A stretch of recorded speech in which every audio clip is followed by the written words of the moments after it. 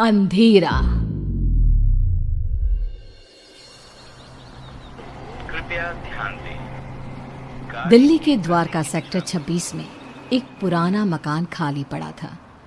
आसपास के लोगों का कहना था कि 5 साल पहले मकान में रहने वाला खुराना परिवार रातों रात अचानक गायब हो गया और फिर कभी कोई उस घर में रहने नहीं आया।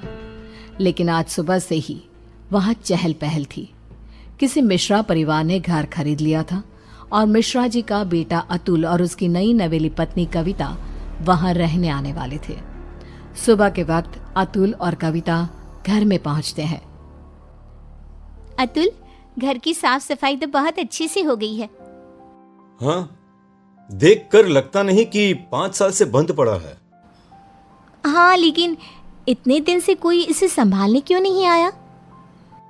अरे कविता, इस मकान के मालिक का कोई अता पता नहीं, कहाँ चले गए कोई नहीं जानता।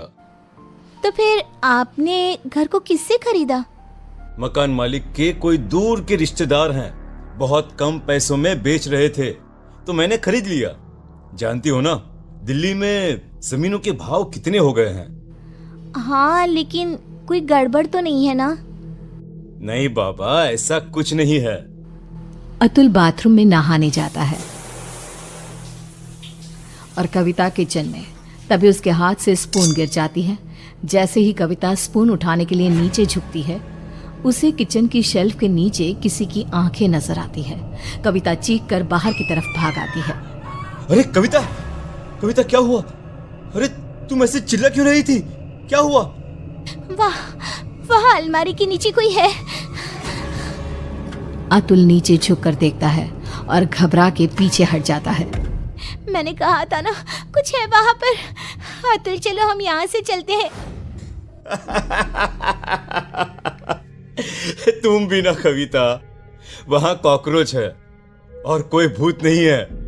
एंड आई नो तुम्हें कॉकरोच से कितना डर लगता है। अतुल, मैं सच कह रही हूँ, वहाँ कॉकरोच नहीं बल्कि कुछ और था। किसी की आंखें। मुझे डर लग रहा है, मैं यहाँ नहीं रह सकती। अतुल कविता की बात नहीं सुनता और रात होने की वजह से कविता को सोने के लिए कहता है। डर की वजह से कविता को नींद नहीं आ रही थी। तभी उसकी नज़र कमरे की छत पर लगे फैन के पास एक मकड़ी पे जाती है। वो मकड़ी को देखने लगी। देखते ही देखते कविता को एहसास होता है कि मकड़ी का आकार बढ़ता जा रहा है। कविता घबरा कर चीखने की कोशिश करती है, पर तभी वो देखती है कि मकड़ी एक डरावनी शक्ल में बदल गई। अतुल, उठो, वो देखो। क्या हुआ कविता? तुम ठीक तो हो ना? क्या हुआ? वो देखो अतुल, वो कौन है? एक छोटी सी मकड़ी, और कौन? इस घर में कुछ अजीब है अतुल, हमें यहाँ नहीं रहना चाहिए। ऐसा कुछ नहीं है, बेकार में डर रही हो तुम। अगली सुबह ब्रेकफास्ट के टाइम पर। कविता, आज मैं ब्रेकफास्ट नहीं कर पाऊंगा, मुझे बहुत देर हो गई है।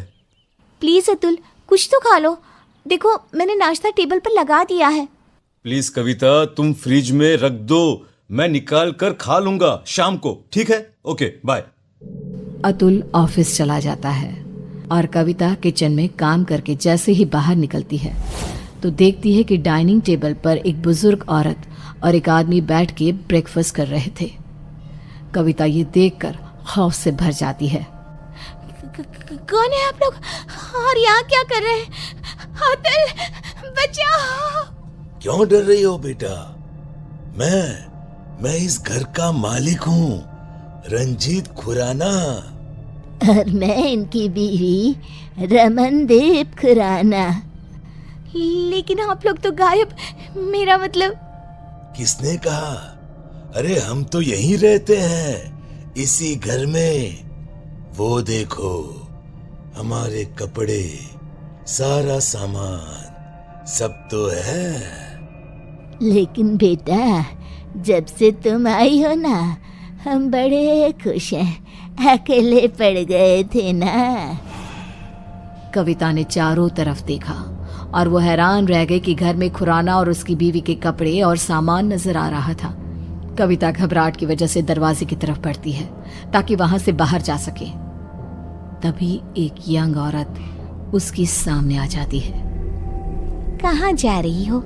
मेरे मम्मी पापा ने कहा ना कि वो अकेले हैं, उनका ख्याल कौन रखेगा? कौन है आप सब?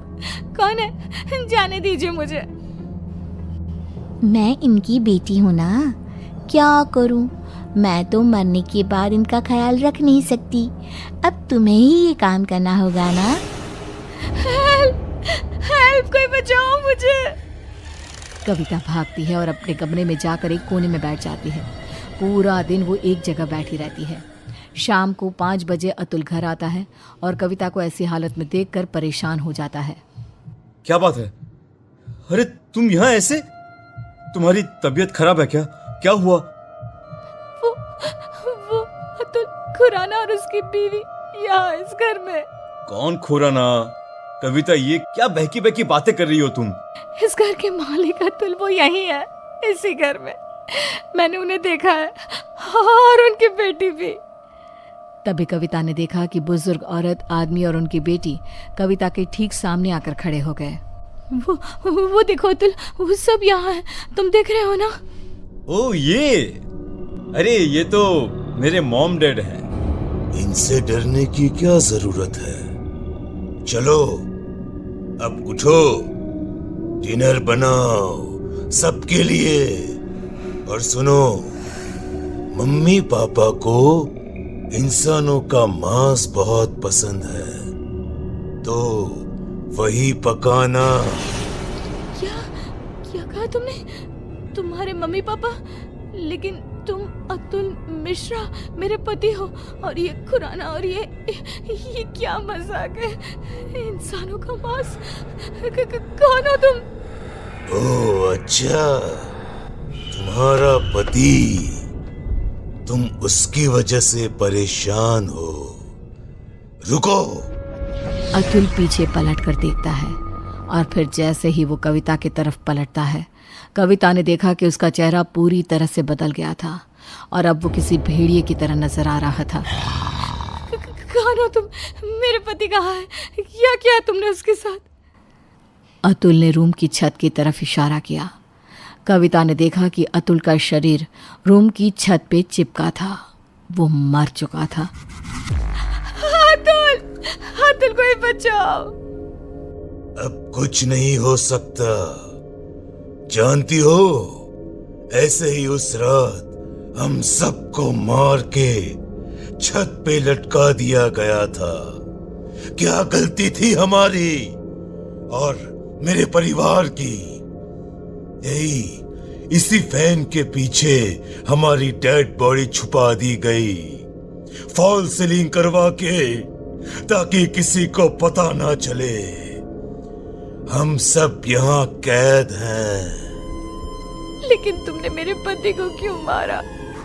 उससे तो मरना ही था, क्योंकि उसके बाप ने, जो कि एक कॉन्ट्रैक्टर है, इस घर को हड़पने के लिए ये सारा खेल रचाया था। उसकी सजा तो मिलनी ही थी। मुझे जाने दो।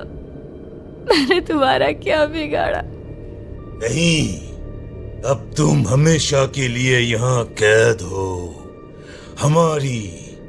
हमारी भूखी तड़पती आत्मा को संतुष्टि करने के लिए एक जिंदा इंसान का इस घर में होना जरूरी है। और अब से ये काम तुम करोगी। किसी को पता नहीं चलेगा कि तुम कभी यहाँ आई भी थी।